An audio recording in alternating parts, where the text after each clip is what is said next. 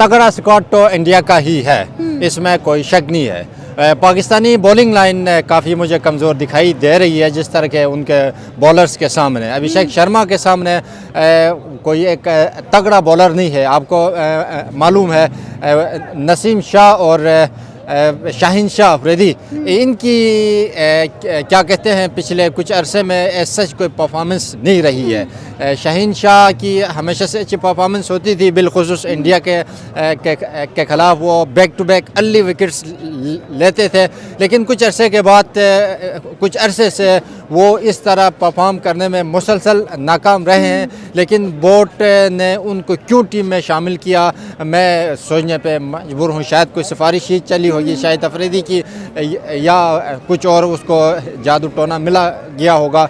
इस तरह की परफॉर्मेंस के साथ जो है नसीम शाह के उसके शाहीन शाह अफरीदी के बदले में किसी और को लेकर जाना चाहिए था, क्योंकि इंडियन टीम ऐसी टीम है वो जो हमेशा हारती है तो अपनी बॉलिंग की वजह से हारती है, और अगर जीतती है तो अपनी बैटिंग की वजह से जीतती है। तो इंडिया को हम जो है जितना हो सके हम अपना बॉलिंग लाइन स्ट्रॉन्ग करके ही हरा सकते हैं। जब भी पाकिस्तान ने इंडिया को हराया है वो हमारी बॉलिंग लाइन की ही वजह से हारे हैं।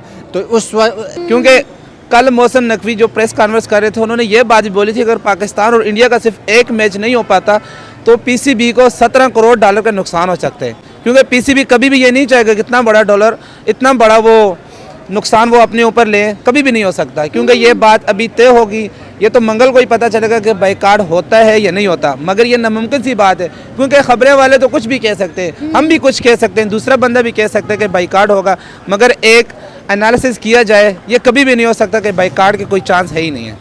सर हम बायकॉट कर ही नहीं सकते। आप ये देखें कि हम एशिया कप की बात करें, हम चैंपियन ट्रॉफी की बात करें, ये टूर्नामेंट होने से पहले और होने के बाद जो है कितने मसले जो हैं वो जन्म लेते हैं, कितनी ज़्यादा कंट्रोवर्सी होती है। मेरा ख्याल है अब वक्त है कि पाकिस्तान जो है वो बायकॉट ना करे, बल्कि मैच जीते और मैच जीत कर जो है वो इंडिया को और तमाम ममालिक को जो है वो जवाब दे। जी बिल्कुल ऐसे ही होना चाहिए। जब मैच होगा तो उसके बाद ही फैसला होगा। बाइकाट करेंगे सारी दुनिया में बदनामी होगी, उसके सिवा तो कुछ भी नहीं होगा। हर बंदा यही समझेगा कि इंडिया की परफॉर्मेंस ऐसी थी, ये बहाना लग गया, ये हो गया, फलांगा। वो नहीं, अब इनको मैच खेलना चाहिए और सही मैच में ग्राउंड के अंदर उनको जवाब देना चाहिए। फिर मजा आएगा कि बाइकाट का ना करने का, फिर मजा आएगा कि फिर दुनिया को पता चलेगा कि पाकिस्तान ने क्यों बाइकाट नहीं किया। उन्होंने मौके का फ़ायदा नहीं उठाया, उन्होंने सिर्फ फ़ायदा उठाया क्रिकेट के अंदर ग्राउंड में रह के उन्होंने अपना बदला लिया है। तब बाइकाट ना लेने। आपको याद है जब चैंपियन ट्रॉफी पाकिस्तान ने होस्ट की थी, इंडिया ने पाकिस्तान आकर खेलने से इनकार कर दिया था, तब भी कितनी खबरें निकली थी, कितनी बातें हुई थी, हम ये करेंगे, हम वो करेंगे। लेकिन उसके बाद हुआ ये जो इंडिया ने चाहा। हम वर्ल्ड कप की बात करें, तब भी पाकिस्तान ने कहा कि अगर इंडिया पाकिस्तान खेलने नहीं आएगा तो हम भी जो है इंडिया खेलने नहीं जाएंगे। लेकिन हमारी टीम तब भी गई।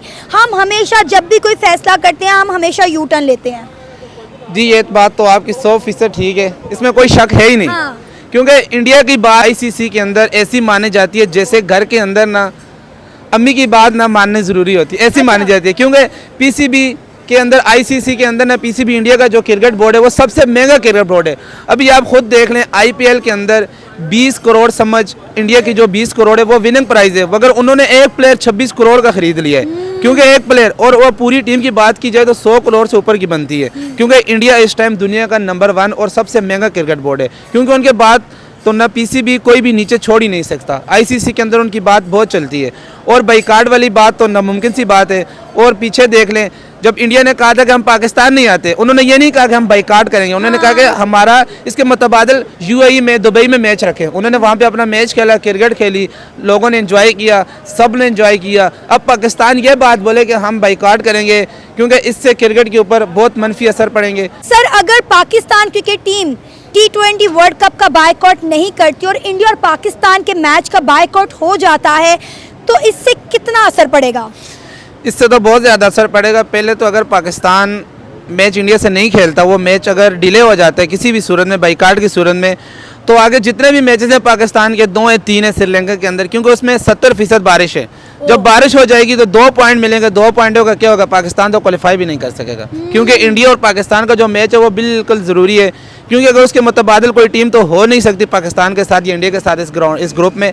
तो ये दोनों टीमों को खेलना ज़रूरी है, क्योंकि इंडिया को तो इंडिया में वो तो आराम से जीत जाएगी इंडिया में मैचेस, मगर पाकिस्तान के लिए मुश्किल ये है कि श्रीलंका में जितने मैचेस भी हैं, जो शेड्यूल भी है, वो सब में बारिश है। बांग्लादेश तो पहले ही बाहर है, अगर पाकिस्तान क्रिकेट टीम भी T20 वर्ल्ड कप में शमूलियत करने से इनकार कर देती है तो क्या लगता है इसका इवेंट पर कितना असर पड़ेगा? जी, बांग्लादेश तो बाहर हो गई है। बांग्लादेश बाहर होने से ना इंडिया को कोई फ़र्क पड़े, ना पीसीबी को कोई फ़र्क पड़े, ना आईसीसी को, ना पीसीसीआई को, वर्ल्ड को, किसी को भी कोई फ़र्क नहीं पड़ा। सिर्फ फ़र्क पड़े तो वो बांग्लादेश को पड़े, बांग्लादेश को फैंस को पड़े और बांग्लादेश के मुल्क को पड़े।